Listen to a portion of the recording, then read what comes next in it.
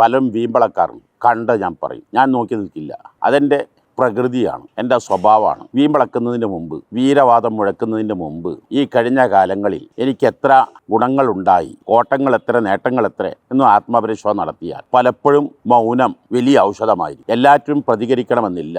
ആ പ്രതികരണം കൊണ്ട് ഗുണമാണോ ദോഷമാണോ, ഇപ്പോഴാണോ പ്രതികരിക്കേണ്ടത് മറ്റൊരു സമയത്താണോ, ഞാനാണോ പ്രതികരിക്കേണ്ടത് മറ്റാരെങ്കിലുമാണോ പ്രതികരിക്കേണ്ടത്? മഹാന ഹുജ്ജത്തുൽ ഇസ്ലാം അബൂ ഹമീദുൽ ഖസ്സാലി റളിയല്ലാഹു തആല തങ്ങൾ പഠിപ്പിക്കുന്നത്, ഒരു കാര്യം പറയുമ്പോൾ 8 കാര്യം ആലോചിക്കണം. പറയണോ പറയണ്ടേ, എപ്പോഴാണ് പറയേണ്ടത്, ആരോടാ പറയേണ്ടത്, എങ്ങനെയാണ് പറയേണ്ടത്, എവിടെ വെച്ച് തുടങ്ങണം, എവിടെ വെച്ച് അവസാനിപ്പിക്കണം, പറഞ്ഞാലുള്ള ഗുണങ്ങൾ എന്ത്, ഇങ്ങനെ 8 കാര്യങ്ങൾ ആലോചിച്ചതിന് ശേഷം മാത്രമാണ് പറയേണ്ടത്. പലപ്പോഴും പറയുന്നതിനേക്കാളേറെ മൗനം വലിയ പ്രതിവിധിയായി മാറും, ഔഷധമായി മാറും. ഉദാഹരണത്തിന്, എന്നെ ആരെങ്കിലും മോശമായ വാക്ക് പറഞ്ഞു, ഉടൻ അതേ നാണയത്തിൽ പ്രതികരിക്കുമ്പോൾ വാക്ക് തർക്കങ്ങൾ മൂർജിക്കാനും പലതിലേക്കും എത്താൻ. പക്ഷേ ചിലയിടത്തെൻ്റെ മൗനം അവനെ വല്ലാതെ ചിന്തിപ്പിക്കും.